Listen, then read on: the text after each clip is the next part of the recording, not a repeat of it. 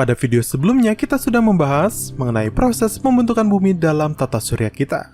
Proses tersebut berada pada periode yang disebut dengan Prakambrium fase Hadinion, yang dimulai pada 4,6 miliar tahun lalu dan berakhir pada 4 miliar tahun lalu, dengan terciptanya bumi yang nyaris sempurna, karena segala persiapan demi menunjang adanya kehidupan telah terbentuk, seperti adanya bulan, daratan yang mengeras, munculnya atmosfer, lapisan bumi yang mulai mendingin, dan yang paling penting terbentuknya air menjadi lautan. Dan pada video ini kita akan membahas bagaimana proses awal mula kehidupan di bumi dan apa saja yang terjadi pada Archean Ion, yakni ion kedua periode Prakambrium. Ada banyak teori mengenai awal mula kehidupan di bumi. Namun dalam pembahasan ini kita akan membahas teori yang paling banyak diyakini oleh para peneliti saat ini. Teori ini bernama teori evolusi kimia atau neo-abiogenesis yang dipelopori oleh Alexander Ivanovich Oparin dan J.B.S. Haldane. Teori evolusi kimia merupakan perkembangan dari teori abiogenesis yang percaya bahwa makhluk hidup berasal dari benda mati secara bertahap, bukan secara spontan seperti yang diyakini oleh penganut teori abiogenesis. Para ilmuwan teori neo-abiogenesis ini menyatakan bahwa lautan yang baru terbentuk setelah fase Hadinion mengandung banyak molekul sederhana yang kemudian molekul-molekul ini membentuk molekul yang lebih kompleks untuk mengawali adanya kehidupan.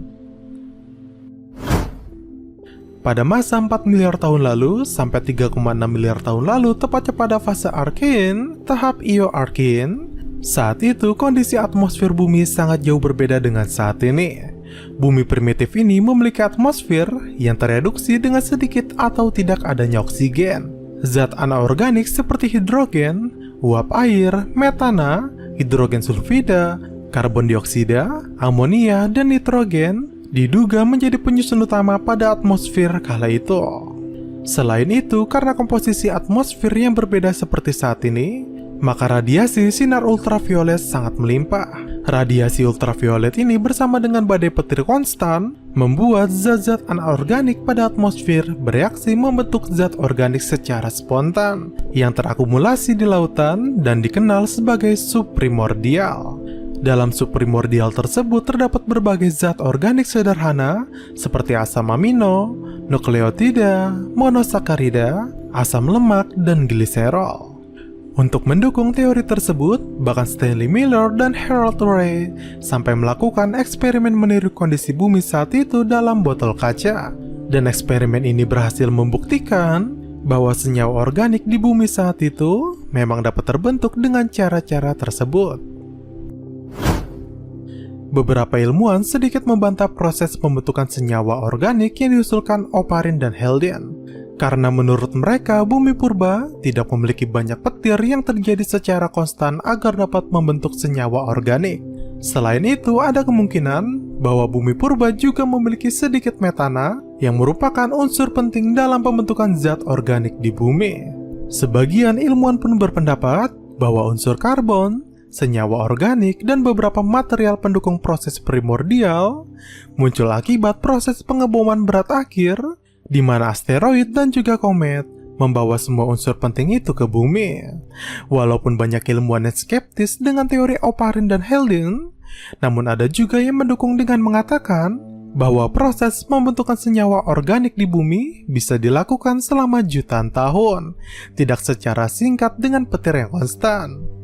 Bagaimana menurut kalian? Teori mana yang kalian dukung? Atau justru keduanya dapat dikombinasikan?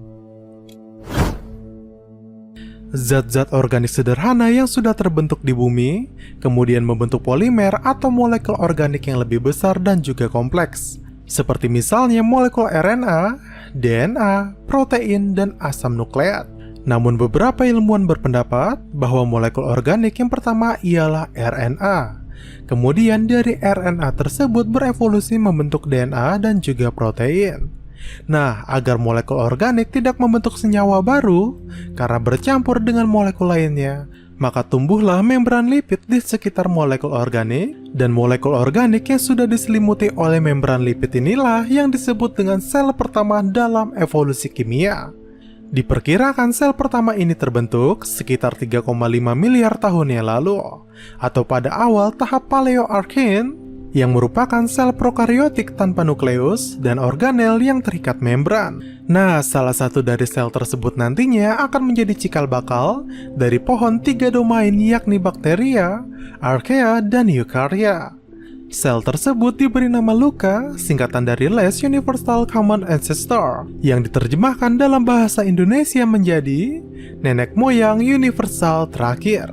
Penjelasan singkatnya, LUCA ini menjadi nenek moyang dari hampir seluruh kehidupan di bumi, seperti manusia, hewan, tumbuhan, bahkan bakteri dan mikroorganisme.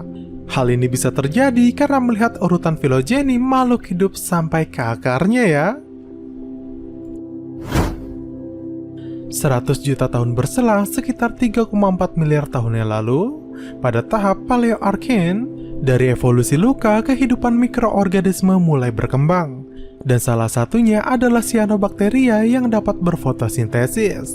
Mikroorganisme ini berkumpul pada perairan dangkal di beberapa wilayah, dan jumlah mereka yang sangat banyak seiring waktu dapat membuat gundukan-gundukan cyanobacteria bernama stromatolite di pesisir perairan dangkal di benua yang baru terbentuk saat itu yakni Valbara. Karena cyanobacteria memenuhi kebutuhan energi dengan cara fotosintesis, maka secara perlahan selama jutaan tahun, oksigen dari hasil fotosintesis tersebut mulai mengisi perairan dan atmosfer bumi. Proses pemompaan oksigen ke atmosfer terus-menerus berlangsung, hingga pada tahap akhir Mesoarchean terjadi zaman es pertama di bumi yakni zaman es Pongola. Zaman es ini bisa terjadi karena bumi yang awalnya memiliki sebagian besar metana dan nitrogen mulai menghilang akibat banyaknya oksigen yang mengubah metana menjadi karbon dioksida. Jumlah metana yang menjadi sedikit ini membuat efek rumah kaca menjadi tidak terlalu kuat yang mengakibatkan bumi tidak dapat memerangkap panas di atmosfer, dan suhu bumi terus menurun hingga membekukan bumi selama 300 juta tahun. Pembekuan ini berlangsung sampai fase terakhir Archean yakni Neo-Archean yang berlangsung selama 2,8 miliar tahun lalu sampai 2,5 miliar tahun yang lalu.